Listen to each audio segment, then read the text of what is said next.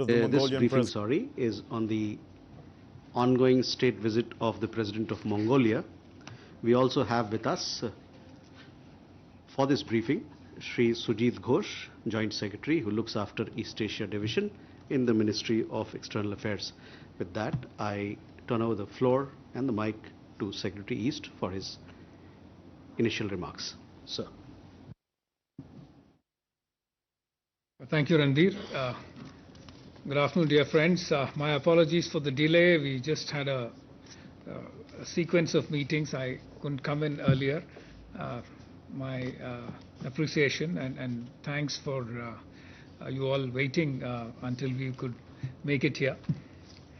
As you are aware, the President of Mongolia, His Excellency Mr. Khurelsukh Ukhnaa, is on a state visit to India from 13th to 16th October 2025. This is his first visit to India in his capacity as President of Mongolia, and it takes place at a particularly meaningful moment as India and Mongolia commemorate 70 years of the establishment of diplomatic relations this year, and we also mark 10 years of our strategic partnership this year. President Khurelsukh is accompanied by a large delegation comprising senior cabinet ministers, members of parliament, senior officials, and also cultural representatives. His visit reflects the depth of the political relationship and the importance that both sides attach to this strategic partnership anchored in ancient civilizational ties, shared Buddhist heritage, democratic values, and a deep sense of mutual trust. The President arrived in New Delhi yesterday and was accorded a guard of honor and a ceremonial welcome at the Air Force Station Palam. External Affairs Minister Dr. S. Jaishankar called on President Khurelsukh and reviewed our bilateral ties ahead of the leaders' meeting. This morning, the visiting President paid homage at Rajghat, laying a wreath at the Samadhi of Mahatma Gandhi. At Hyderabad House, President Khurelsukh held restricted and delegation-level discussions with Prime Minister Shri Narendra Modi. The discussions were warm, wide-ranging and forward-looking, covering strategic and development partnership, cultural ties, trade, education, critical minerals, renewable energy, and people-to-people exchanges. This is their first official meeting, and the leaders developed a close personal rapport during the talks. In a display of personal connect, the two leaders jointly planted a tree in the name of President Khurelsukh's late mother at Hyderabad House. This special gesture symbolized the common threads between Prime Minister Modi's Ek Ped Maa Ke Naam initiative and President Khurelsukh's 1 billion trees campaign and our shared commitment to environmental sustainability. The two leaders jointly released commemorative postal stamps marking the 70th anniversary of our diplomatic relations. We also adopted a joint statement on strengthening the strategic partnership, charting a shared vision for future engagement, including resilient supply chains and critical minerals. Mongolia reiterated its support for India's permanent membership of the UN Security Council and also for India's candidature as a non-permanent member of the UN Security Council for 2028-29. Mongolia also signed the framework agreement of the International Big Cat Alliance, reflecting our shared commitment to conservation. The announcement of the appointment of a resident defense attaché in Ulaanbaatar, fulfilling a long-standing Mongolian request and underscoring the growing defense partnership. India also announced that all e-visas to Mongolian nationals would be issued on gratis basis, building on the existing gratis paper visa regime and deepening people-to-people ties. As a goodwill gesture towards the spiritual fulfillment of our Mongolian brothers and sisters, India will be sending the holy relics of Arhant Maudgalyayana and Arhant Sariputra to Mongolia in 2026, following the historic exposition of Kapilavastu relics in 2022. Other key announcements include the deputation of a Sanskrit teacher to Gandhan Monastery for 1 year to enhance monastic Sanskrit capacity, launch of an ICCR youth orientation trip, under which 8 Mongolian students and accompanying faculty will visit India, and provision of an additional 70 ITEC slots for Mongolian nationals as a goodwill gesture to mark the 70th anniversary of diplomatic relations. 10 MOUs were signed. The joint statement will list out the MOUs. They were in the area of cultural exchange, immigration cooperation, promotion of cooperatives, humanitarian aid, geology and mineral resources, quick impact projects, yoga, and also renovation of the Bogd Khan Palace. I suggest that you take a look at the full list in our joint statement. President Khurelsukh also visited Parliament House, where he toured the building along with the Honorable Speaker of Lok Sabha, Shri Om Birla. Their interaction highlighted the close democratic and parliamentary connect between India and Mongolia, both vibrant democracies committed to rule of law and representative governance.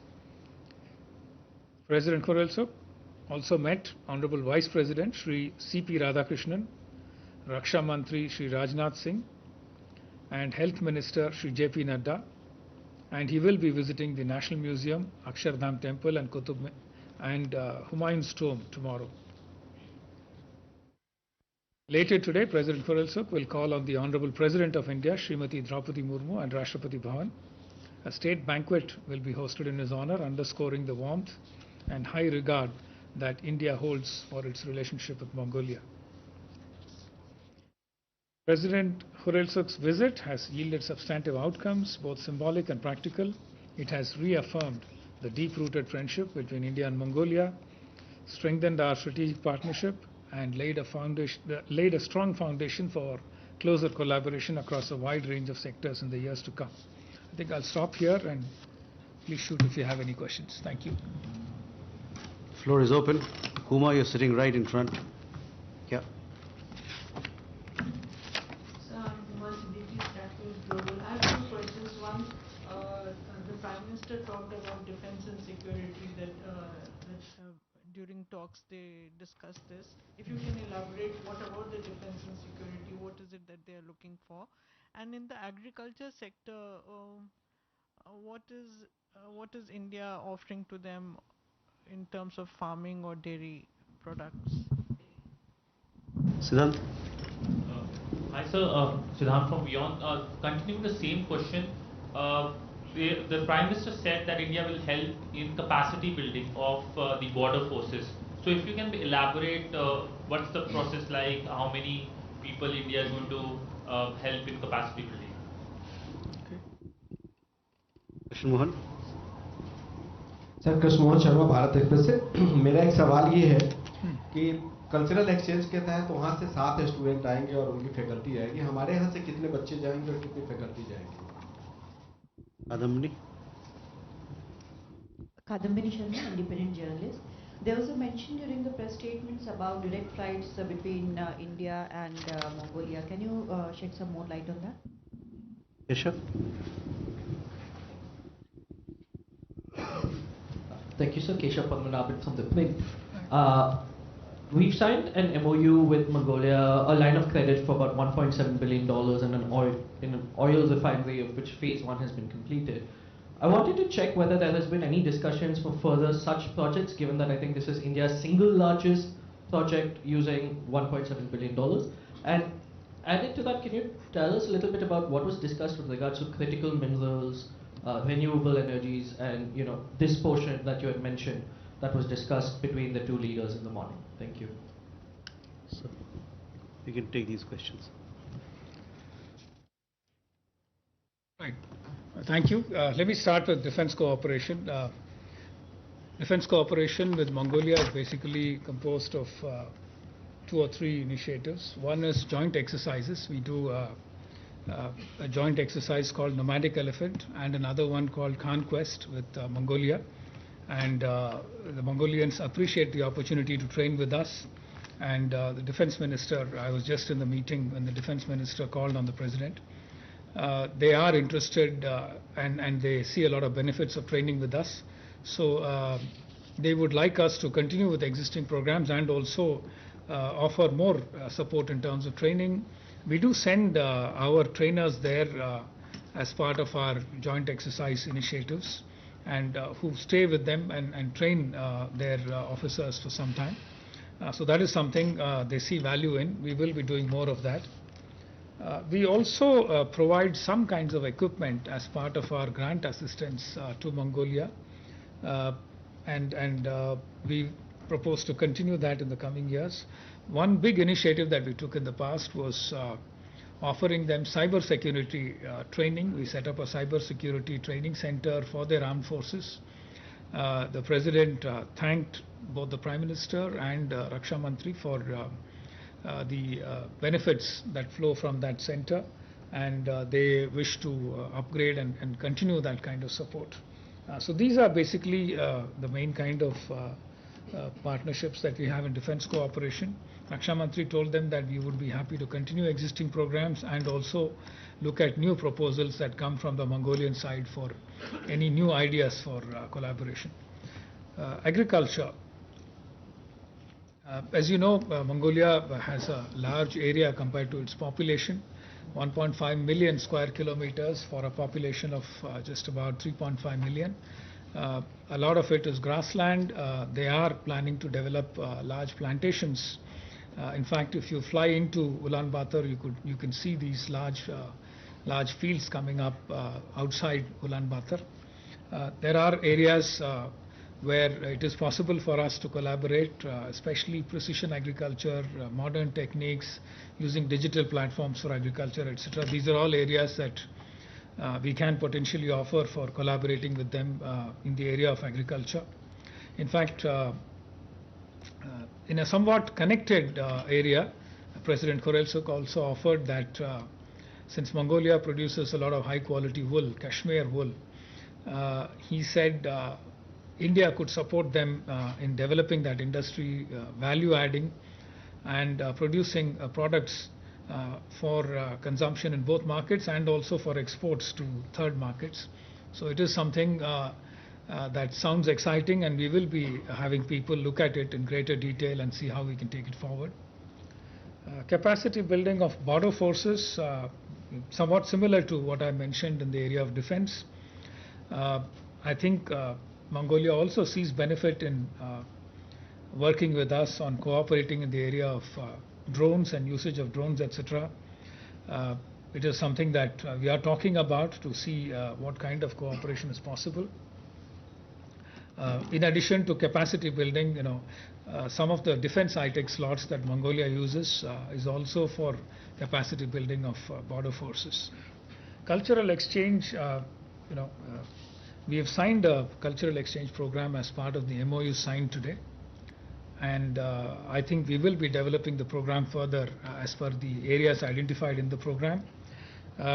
What I said in my opening remarks was that we will have an ICCR youth orientation trip which will allow Mongolian students to come here.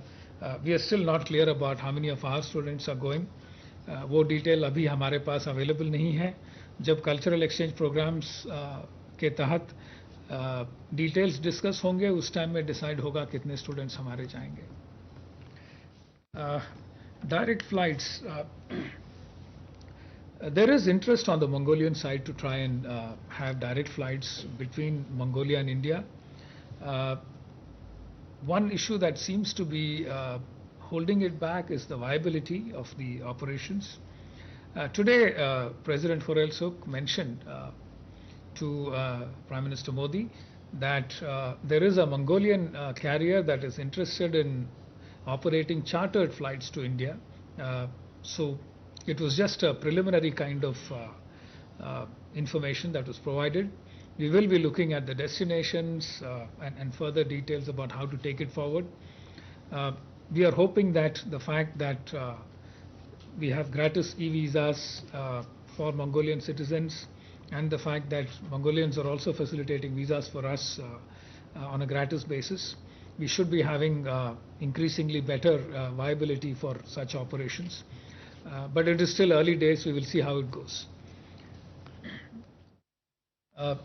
In fact, the LOC of 1.7 billion that you mentioned, it is India's largest LOC supported project, the Mongolia oil refinery, and the cost was originally at 1.2 billion. There were some delays initially because of COVID and the fact that the construction season in Mongolia is limited to a few months. Otherwise, in peak winter, the temperatures touch about -30, -35. Everything shuts down. It is not possible to do any outdoor construction activity. I just visited the refinery construction site last month. It is coming up very well. Almost all the civil work is over.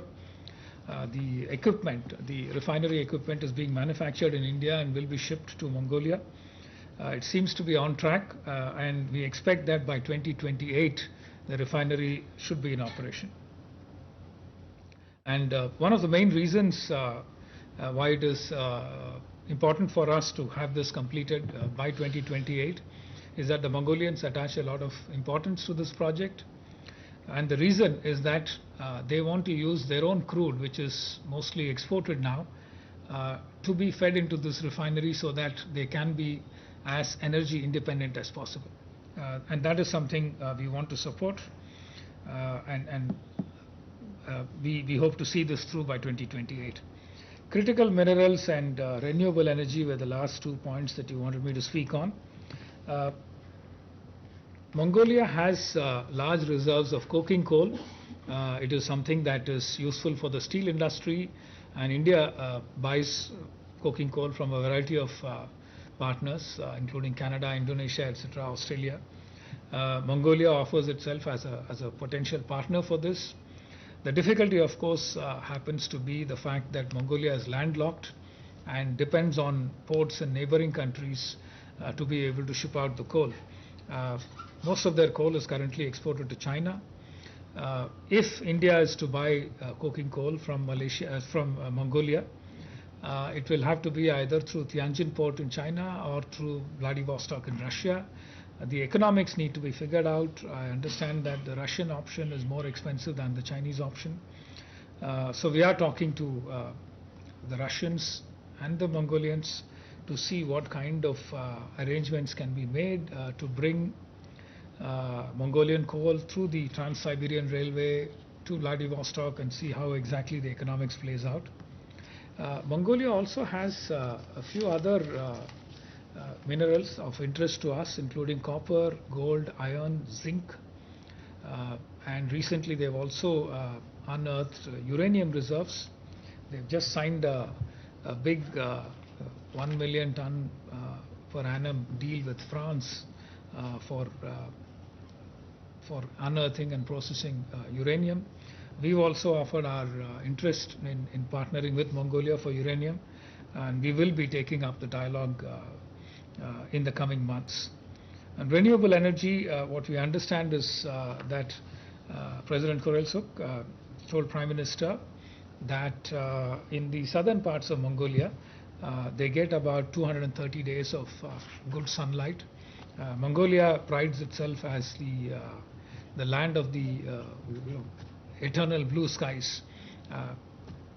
Very less pollution, very small population to support, and therefore large empty space for solar panel fields to be set up. And therefore it does offer itself as a good partner for renewable energy. They are committing to join the International Solar Alliance, just signed the framework agreement for the ISA. So we hope to be able to partner with them and see how to take it forward. Thank you. Elena? Good afternoon, Elena, Transnet Agency. My question is actually on the topic which you just mentioned on raw materials in Mongolia for India, and specifically on logistics. So, as you said, there are two options of importing by India from Mongolia, it's through Chinese port and through Russian port Vladivostok. So what is more favorable for India? And there were reports in Mongolian media that during this visit of the President of Mongolia to India, memorandum of understanding will be signed on geology and exploration. So was it signed or not? Because I'm particularly worried about this, because as the media reported, there was a clause that import of these raw materials will go through Russian port Vladivostok. So was it signed? And if it is, if it was, does it so that if there is this clause about Russian port through delivery, importing through Russian ports? Right.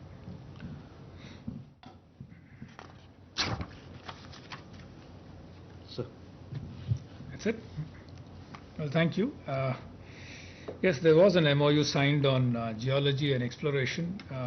I think what that essentially means is that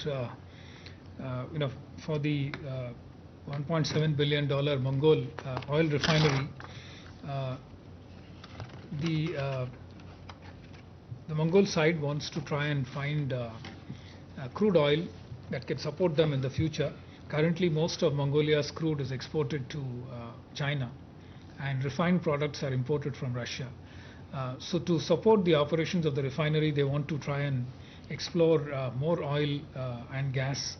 I mean, for the refinery, we are concerned with oil. So they want to try and explore more, do more prospecting. And they want India also to try and invest in exploration and prospecting for oil in Mongolia. That is the reason why exploration was offered as a potential area of cooperation. In terms of equipment that are required, we are okay to explore any option, whichever works out to be economical for us. Whether it is Tianjin or Vladivostok, we'll take either of the options, probably both. It's just the economics. I believe Russia and Mongolia have an arrangement where Russia offers discounted transport charges to Mongolia if Vladivostok is used as an option for transport, and also for using the Trans-Siberian Railway. I believe the western part of the Trans-Siberian Railway has fairly high load on the railway line, whereas the eastern part is not so heavily loaded, and therefore some discount is offered. So we are also trying to get more details to see if we can take advantage of the discount arrangement that is available between Mongolia and Russia. Whereas for taking equipment, civil and mechanical, electrical equipment, etc., to the refinery project, our contractors rely on Tianjin, which is the main option currently. They take it to the Mongolian border and then drive it into Mongolia. So we are willing to look at both options, whichever works for us in terms of convenience and economics. We'll take both. On what stage are these? Sorry, I didn't catch. at what stage are these discussions? We are looking at the breakdown of the components for economics to see how exactly it works out.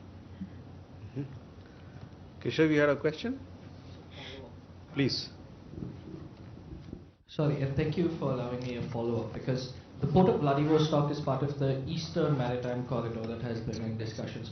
I just wanted to check, how are you looking at building Mongolia as a part of the Eastern Maritime Corridor? How serious are the discussions to look at the kind of logistics from Central Asia via this corridor? Because this is a project that India and Russia have been pushing.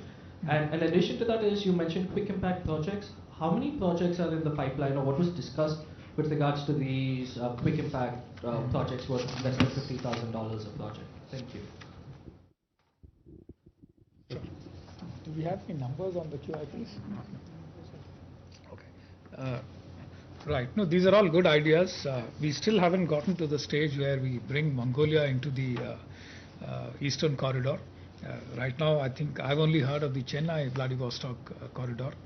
At some point, it does offer itself as an option for Mongolia to take advantage of, but we will potentially take it up with the Mongol side and hope that we can take it forward. Quick impact projects, we do a number of them in other partners in our neighborhood and also in Southeast Asia.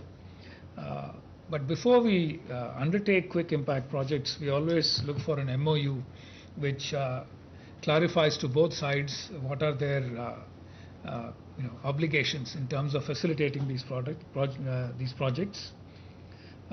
So the MOU that was signed today makes it clear as to what are the responsibilities of both sides.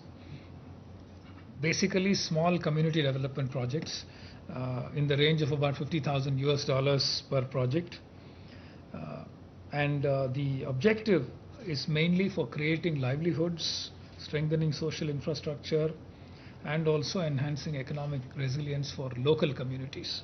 These are broadly the objectives of such small QIP projects. The Mongol side has said that because their communities are distributed very, very widely in their vast land area, many communities are remote, some of them are nomadic, and they would be happy with these small projects because it fits them very neatly. So we will be examining specific project proposals in the coming months, and this MOU will be the basis for processing such projects and supporting them. Thank you, sir. With that, we come to the close of the press conference. Thank you very much for your presence. Thank you, and our apologies once again for keeping you waiting for a